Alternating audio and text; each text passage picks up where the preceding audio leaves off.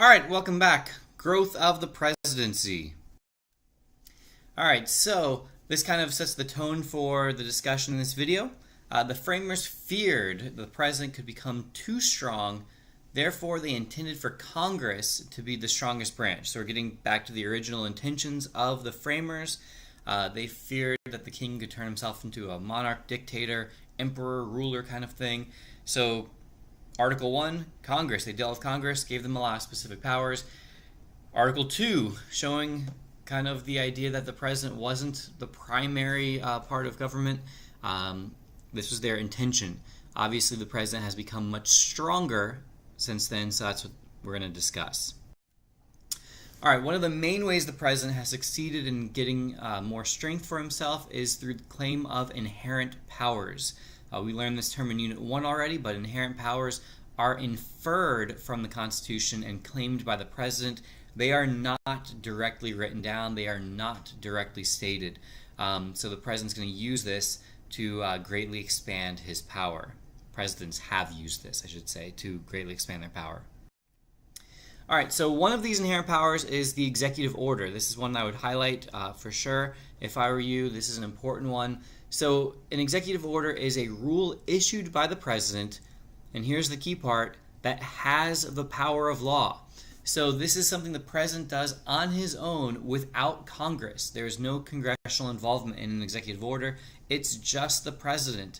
And when he writes an executive order, it has the force and the power of law. They are used to manage the federal government. So he can't make executive orders about anything he wants. That's why we still need Congress to pass laws. So this is usually things within the government or within the executive branch specifically. He's able to make executive orders. It's still a very powerful tool he has, but it doesn't give him, complete power, but he uses these to manage the federal government. All right, so informal powers of the president. We're talking about things that aren't written down in the Constitution, but they matter. One is his character. Really, it's how people perceive his character that's more important, but his personality affects how he's seen by the public. Charming presidents like Bill Clinton or Ronald Reagan, they're able to have a much better time, remain much more popular over time than a guy like Nixon, who wasn't so charismatic, didn't have that charming personality. So that kind of thing, it matters. It sounds silly, but it's important. Why does his personality and character matter? Because of the second bullet point. The president relies heavily on his power to persuade and to bargain with Congress. So he has to persuade and bargain with Congress in order to get stuff done. Bolded, italicized. That's a good hint that that's important. Why does he have to persuade Congress? Why does he have to bargain with Congress? Because he lacks extensive constitutional powers. So the Constitution does not give him very many powers. So to get stuff done, typically, he needs cooperation from Congress, which means he has to persuade the people. He has to persuade Congress to go along with what he wants them to do. Otherwise, he'll be very unsuccessful. All right, so how about that popularity and influence? That's so important. Well, it typically declines throughout the president's term. It's highest during the honeymoon. That's the initial stage. So usually when a president first takes office, he starts off a little bit more popular. People are willing to give him benefit of the doubt. And then over time, that popularity usually declines and decreases. It'll often spike during the election. So 4 years later, when he's about to get reelected, potentially, there's usually a spike and then it falls again. That's the usual trend. As a result, presidents are most successful making major policy changes early in their term. When they're more popular, they're able to better persuade Congress. They're in a stronger negotiating or bargaining position.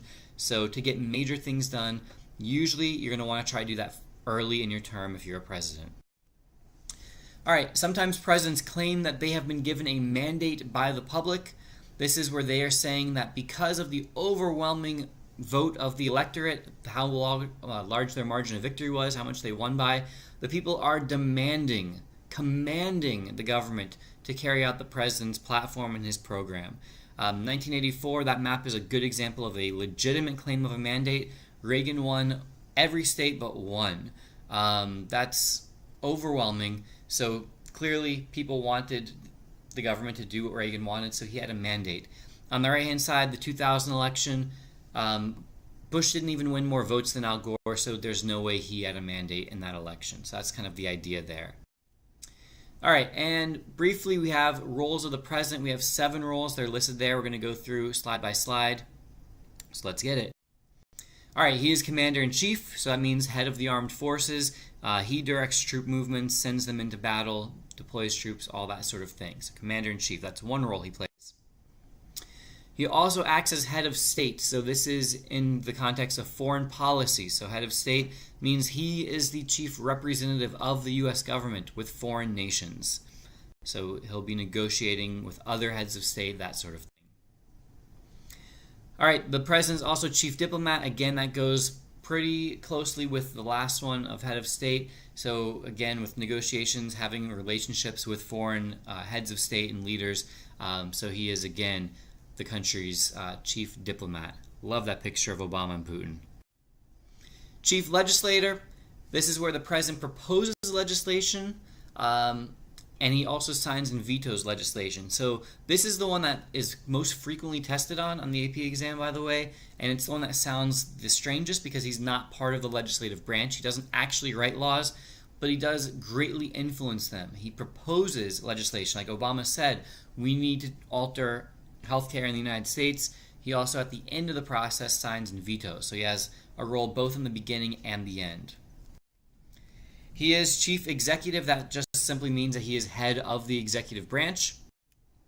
Chief law enforcer, so he oversees things like the FBI and other law enforcement agencies. And he is the leader of his party. So this is not anything official, but the party obviously will look to the president for leadership and guidance. All right, don't forget, subscribe, hit that like button if this video helped you at all. This has been a La Money production.